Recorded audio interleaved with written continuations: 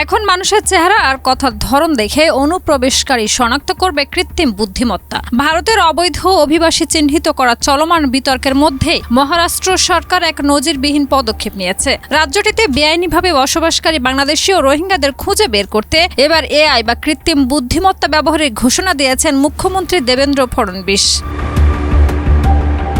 IIT মুম্বাইয়ের সহযোগিতায় তৈরি এই বিশেষ প্রযুক্তিটি মূলত মানুষের ছবি, ভিডিও এবং কণ্ঠস্বর বিশ্লেষণের মাধ্যমে কাজ করবে।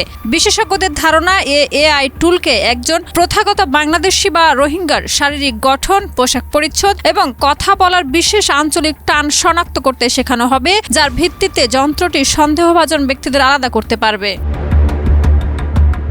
বর্তমানে এটি 60% নির্ভুলভাবে কাজ করলেও আগামী কয়েক মাসের মধ্যে একে 100% কার্যকর করার লক্ষ্য নির্ধারণ করা হয়েছে।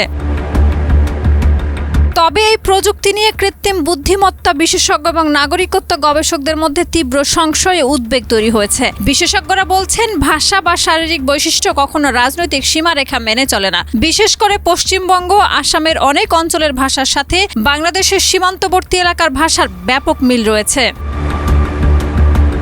এছাড়া দাড়ি রাখা বা বিশেষ টুপি পরার মতো ধর্মীয় ও সাংস্কৃতিক চর্চাগুলো ভারত ও বাংলাদেশ উভয় দেশের মানুষের মধ্যে বিদ্যমান। ফলে এই প্রযুক্তি ব্যবহারের ফলে ভারতীয় বৈধ বাংলাভাষী নাগরিকরাই ভুলভাবে অনুপ্রবেশকারী হিসেবে চিহ্নিত হওয়ার বড় ঝুঁকিতে রয়েছেন। অনেকেই একে একটি পক্ষপাত দুষ্ট এবং রাজনৈতিক উদ্দেশ্য প্রণোদিত উদ্যোগ হিসেবে দেখছেন, যা প্রকৃত ভারতীয়দের জন্য নাগরিকত্ব সংকট তৈরি করতে পারে। তবে বিশেষজ্ঞরা সতর্ক করেছেন যে ভাষা ও সংস্কৃতি কোনো সীমানা মানে না। ফলে ভারতের বৈধ বাংলাভাষী নাগরিকরা যন্ত্রের ভুলে অনুপ্রবেশকারী হিসেবে চিহ্নিত হয়ে হয়রানির শিকার হতে পারেন। শাহিদা রুবি, মাই টিভি।